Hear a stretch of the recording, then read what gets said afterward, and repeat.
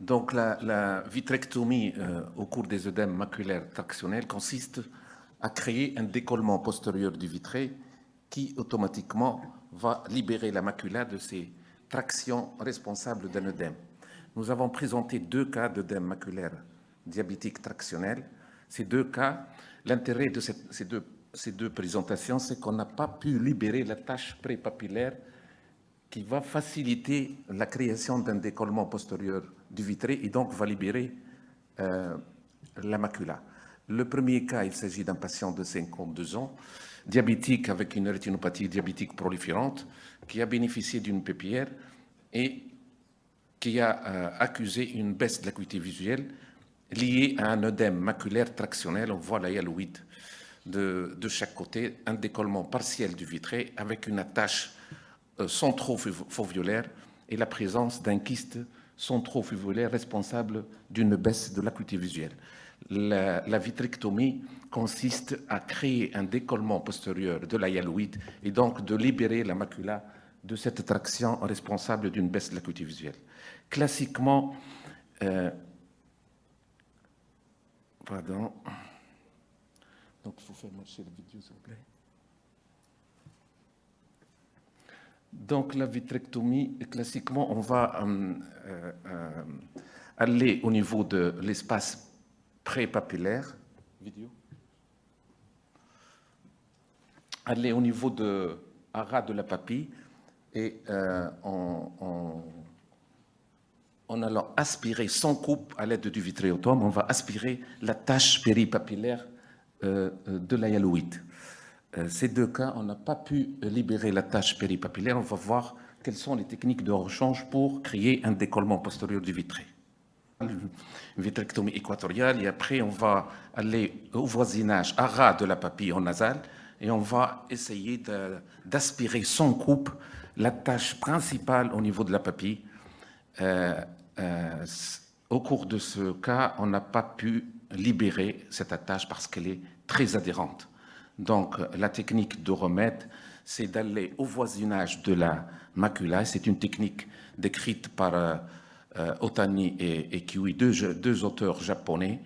On essaie d'aspirer, on arrive à faire une occlusion, plusieurs tentatives au niveau de la papille sans succès. Donc, on va laisser cette technique et on va aller au voisinage de la macula.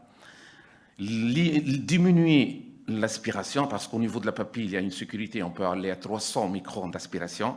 Par contre, au niveau de l'espace périmaculaire qu'on va voir tout de suite, on va diminuer l'aspiration parce qu'on risque de blesser la rétine. Voilà, on s'approche de la macula. Là, la hyaloïde, elle est beaucoup plus fine, elle est facilement perforée. Et petit à petit, on va créer le décollement postérieur du vitré qui va libérer la macula de ces attaches, de cette traction responsable de l'œdème.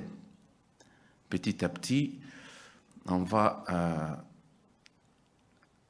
décoller la hyaloïde de la surface de la rétine, perforer la hyaloïde et automatiquement le liquide intravitréen va passer derrière la hyaloïde et libérer la macula de ces tractions.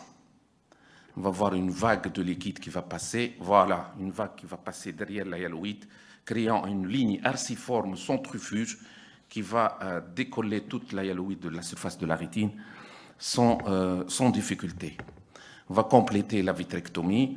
Voilà, on voit maintenant l'adhérence très forte au niveau de la papille qui a empêché la création d'un décollement à partir de la papille.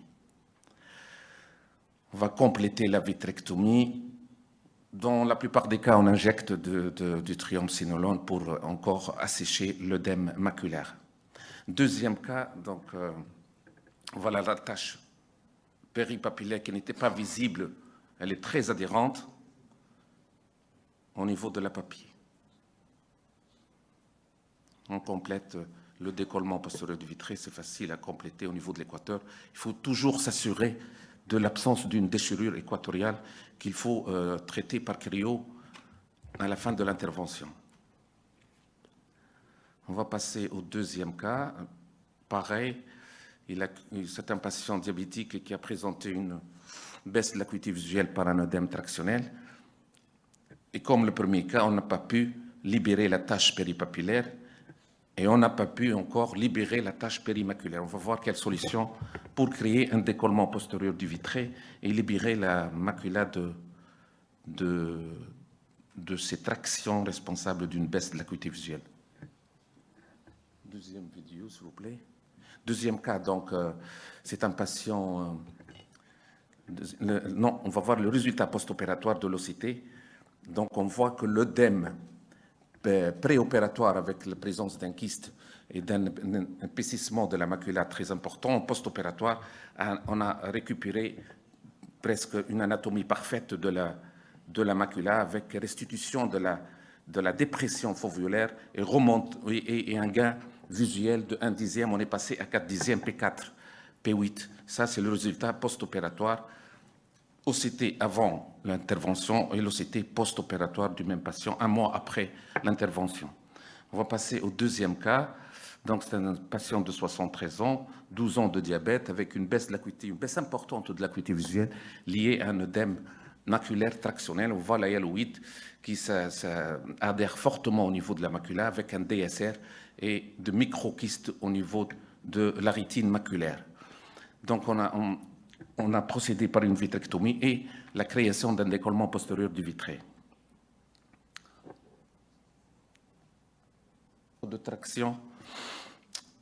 Donc, pareil, on a essayé au niveau de la zone péripapillaire, on n'a pas pu arracher la tache péripapillaire. Au niveau au voisinage de la macula, on a diminué l'aspiration et on a présenté l'orifice de la sonde de vitréotome au niveau de la hyaloïde dans la région périmaculaire sans succès.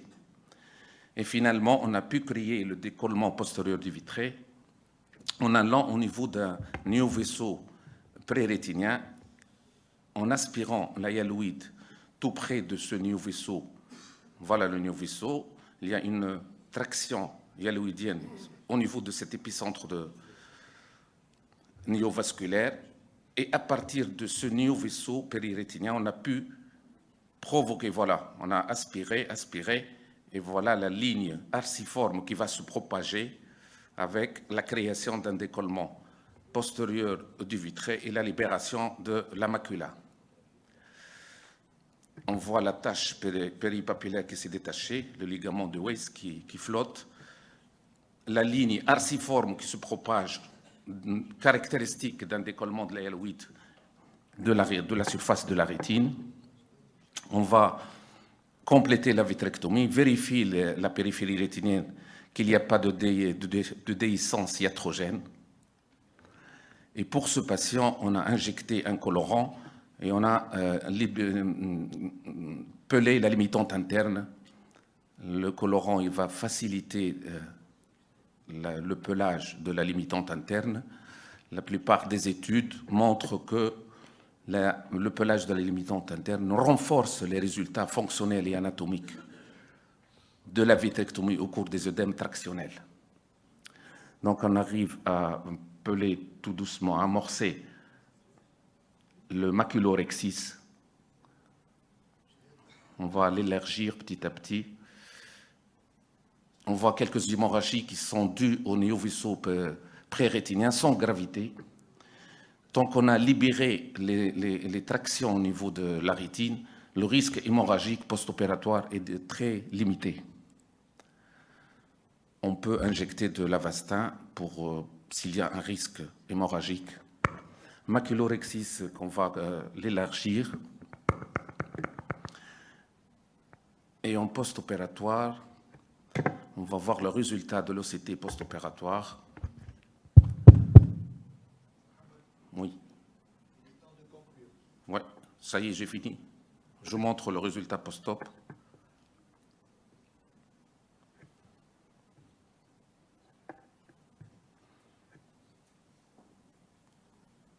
Voilà le résultat post-opératoire du même patient un mois après l'intervention avec restitution anatomique et amélioration de l'acuité visuelle. Je vous remercie.